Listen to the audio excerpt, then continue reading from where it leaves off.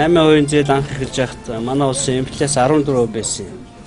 Одоо инфляц 3.5-аар байсан. Одоо бараг 3 руу орж байна. Тэгэхээр анх 8% эхлэхдээ 14% байхад бид нар тэрнээс инфляцаас бага хувиар зээл өгчээсэн. Тэр бол үндсэндээ татаасын маягийн юм явж ирсэн. За гэхдээ энэ бол мөнгөний бодлогоор бид нар энийг зохицуулж ирсэн. Одоо бол харин 8-ыг буулгах бодит болцоо гарч байгаа. Хэрвээ инфляц 3 юм бол 6 ч байдаг юм уу те. Гэхдээ энийг бас юугаар байршлаар нь ялгаатай байхаар бодож байгаа. Сумын төв, аймгийн төв, Улаанбаатар гэр хороолол одоо байшин хороолол гэдэг ингээд хүү бол өөр болох байхаа. Ер нь бид нар 13 оны дундуур эхэлсэн моргож бол ганцхан төрлийн моргож байгаа. 30% төлдөг, 20 жил төлдөг 8%-тай. Тэгэхээр жил нь 30 байж болно, урьдчилгаа төлбөр нь 30-аас багасч болно. Эсвэл 8% нь өөр байж болно. Янз бүрийн комбинац байгаа. Хүн болгоны эрхэлж байгаа ажил, олж байгаа орлого тэр онцлогтон цаарсан. Одоо би нэг моргож буруу хэлсэн нь хоёр дахь моргож байгаа. Тэр нь малчтын моргож буюу жилд 2 удаа төлж болдгийг Монгол банкас зөвшөөрсөн байгаа. Тэгэхээр энэ мэтэр бол ипотекийн зах зээлийнхаа бүтээгдэхүүний төрлийг олшруулахаар банкнууд ажиллаж байна. Ипотекийн корпорац ажиллаж байна. Монгол банкч ажиллаж байгаа. Ерөөсөө энэ бүх хүнийг нэг загвараар ингэж хайрцагж болдгоо учраас одоо Америкт тэгэхээр 20-30 төрлийн моргож байна шүү дээ. Яг тэрнтэй адилхан бид нар одоогийн хоёр байгаа зүйлээ олон болгохоор ажиллаж байгаа. Илүү боловсронгуй болно. Хүү зардал бол багасна.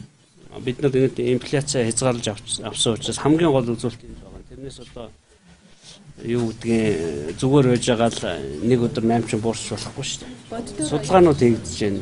Хэд болох уу, хаана болох уу, хэдэн хүн нэмж хамрагдах нь хамгийн гол нь инфляц 3% болсон учраас 8-ыг буулгах нь бол тодорхой. Яаж хийнэ гэдэг нь бол одоо судалгааны үр дүнгээс гарна.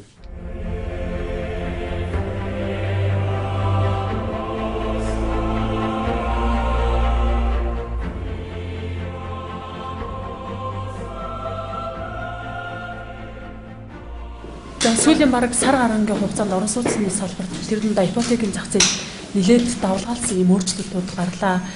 За сүүлд одоо юу хүсэж байгаа нөхөөр энэ гацаанаас яаж гарах вэ гэдгийг иргэд юу хүлээж байгаа нөхөөр тэр орон сууц корпорац төрийн банктай хамтраад иргэдэд энэ ипотекийн зээлд хамруулах ажлыг эхлүүлж болдгоо мө гэсэн юм хүлээлт байна.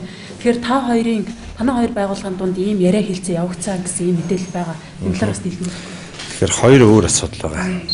Эхнийх нь бол урьдчилгаа төлбөр хэд байхаас үл хамааран моргожийн зээл гарах уугүй юу гэдэг асуудал. За энэ нь бол үндсэн хуулийн цэцгийн шийдвэртэй холбоотойгоор зогсож байгаа юм. За энд бол үндсэн хуулийн цэцээр бол 3 асуудал шийдсэн байж байгаа. Нэгдүгürt тухайн зээлдэгч бол банкнаас асуухгүйгээр орон сууцаа түрээсэлж болно гэж байгаа. Ингээ банкнаас асуухгүйгээр түрээслэнэ гэдэг бол 20 жилийн хугацаатай банк зээл өгөхдөө 20 жилийнх нь орлогыг тооцсон байгаа. Тэгэхээр ягаад банкнаас асуухгүй түрээсэлж болох юм бэ гэхээр орлогонд нь өөрчлөлт орчиж байгаа учраас анх нөгөө зээл судалгаатаа орлого нь юм байна, ийм орлоготой байна гэж тооцсон учраас тэр орлогод өөрчлөлт орохоор эерэг өөрчлөлт гарч байгаа бол сайн. Сөрөг өөрчлөлт гарч байгаа бол банк бас татгалзах хэрэгтэй шүү дээ. Энэ нөхцөл байдал нь сөргөө нөлөөлчихөд байгаа. Хоёрдугаарт банкнаас асуухгүйгээр шилжүүлж болно гэж байгаа. Тэгэхээр барьцаанд байж байгаа эд зүйлээ шилжүүлэхдээ банк нь мэддэхгүйгээр шилжүүлж болох юм бол банкны барьцааны эрсдлийн чанар муучиж байгаа байхгүй. Өөрөөр хэлбэл үүргийн гүйцэтгэл хангах чадвар нь муучиж байгаа. Тийм учраас банк энэтэй холбоотой эрсдлийн зардал нэмэгдэх учраас хүүгээ яах вэ гэдэг асуудал үүсэж байгаа. Гурав дахь зүйл нь бол банкнаас асуухгүйгээр давхар барьцаалж болно гэж байгаа. Давхар барьцаална гэдэг бол тухайн иргэн дээр яхад өрийн сүлжээ үүсгэх нөхцөл байдал үүсэж байгаа байхгүй. Тэгэхээр олон иргэн дээр зэрэгцээд өрийн сүлжээ үүсгэх нөхцөл байдал үүсэж байгаа учраас банк эргэж тооцоолоо харахаас аргагүй байдал орчиж байгаа. Тийм учраас энэ 3 өөрчлөлтийг шийдэл бол орон сууцны 8% зээл зогсчихсон байж байгаа. Хоёр дахь асуудал нь бол таны сая хөндөг асуудал. 30% урьдчилгаатай өнөөдөр явж байгаа. Түүнийг яаж 10% болгох вэ гэж олон хүн бодож байгаа шүү дээ. Олон талын юм явж байгаа. За энэ дээр бол төрийн орон сууцны санхүүжилтийн корпорац төрийн банк хамтраад нэг гаргалгаа гаргаж байгаа. Тэр гаргалгааны үгээр төрийн орон сууцны санхүүжилтийн корпорацаас төрийн банкн дээр урьдчилгааны 20%-тай тэнцэх хэмжээний мөнгийг байршуулъя гэж байгаа. Тэгээд төрийн орон сууцны санхүүжилтийн корпорацаас 20% баталгааг нь гаргачихж байгаа бол иргэн өөрөө 10% төлж байгаа бол ингээд нийлээ 30% болох юм а. Журмын шаардлага бол хангалтгаар юм байна.